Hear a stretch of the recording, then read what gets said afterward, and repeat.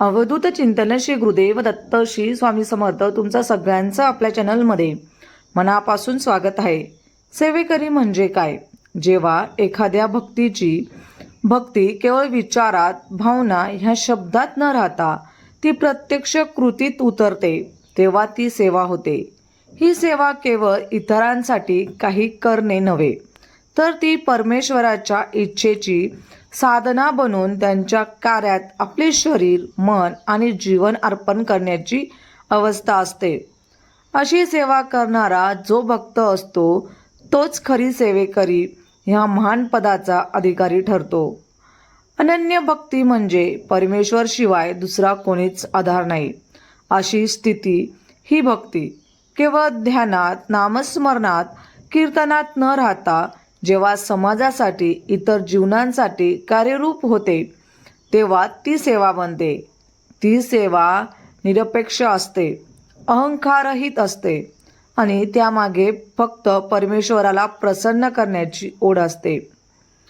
स्वामी समर्थ महाराज जेव्हा अशा भक्तांची पात्रता पाहतात, तेव्हा ते त्या भक्ताच्या शरीराचा उपयोग स्वतःची सेवा करून घेण्यासाठी करतात। ह्या शरीरातूनच भक्ती, प्रेम, आधार, मार्गदर्शन आणि कृपा इतरांपर्यंत पोहोचतात। त्या सेवेकऱ्याच्या देहातून स्वामींचं कार्य करत असतात। भक्ती अंतःकरणात गाळलेली, स्वामींवर निष्ठा असलेली भक्ती। विश्वास, संकट आलं तरी स्वामींच्या कृपेवर दृढ विश्वास असला पाहिजे। साहस, अडथळे, विघ्न यांच्याशी सामना करून सेवा सुरू ठेवण्याची हिंमत असली पाहिजे। रचनात्मकता, सेवा करताना नव्या कल्पना, नवे मार्ग वापरण्याची क्षमता असली पाहिजे। कृतज्ञता, स्वामींची सेवा करण्याची संधी दिली याबद्दल नम्रता आणि धन्यवाद भाव असला पाहिजे। निष्कलंक निष्ठा, स्वामींविषयी कुठलाही संदेह किंवा अपेक्षा नसलेले नितांत निष्ठा असली आपली महाराजांवर असली पाहिजे। श्री स्वामी समर्थ चरित्र, अनुभव आणि नित्य उपदेशांमध्ये सेवा ही मार्ग साधनेतील एक श्रेष्ठ अवस्था म्हणून वर्णन केलेली आहे। स्वामी सेवा हीच खरी स्वामींची प्राप्ती असे अनेक अनुभवी भक्तांनी अनुभवले आहेत। सेवेकरी म्हणजे कोणीतरी विशेष आहे आणि आपण ती सेवा करत आहोत ही कृतज्ञता स्वामींबद्दल असली पाहिजे। जेव्हा आपण स्वामी सेवा करतो, हे सगळे गुण आपल्यात असणं खूप गरजेचं आहे। स्वामी सेवेकरी म्हणजे कोणीतरी विशेष शक्ती नव्हे, तर तो एक मार्ग आहे।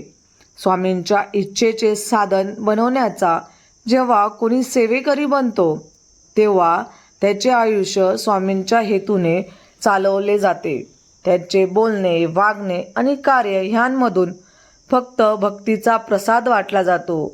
अशा सेवेकऱ्यांचा ध्येय म्हणजेच चालता बोलता स्वामी सेवा मंदिर असते। म्हणून तुम्ही नक्कीच स्वामी सेवा करा। स्वामी म्हणतात, धूर्त कपटी माणूस समाजात खूप लोकांना फसवून स्वतःचे जीवन सुखाने जगत असला तरी तो स्वतःच्या कर्माला फसवू शकत नाही, हा जन्मांचा सिद्धांत आहे।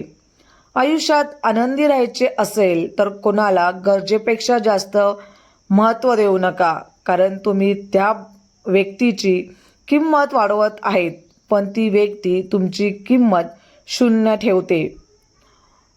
आरशाची किंमत भलेही हिऱ्यापेक्षा कमी असेल, पण लाखभर हिऱ्यांची घातलेले दागिने पाहायचे असेल तर 100 रुपयांचा आरसाच लागतो।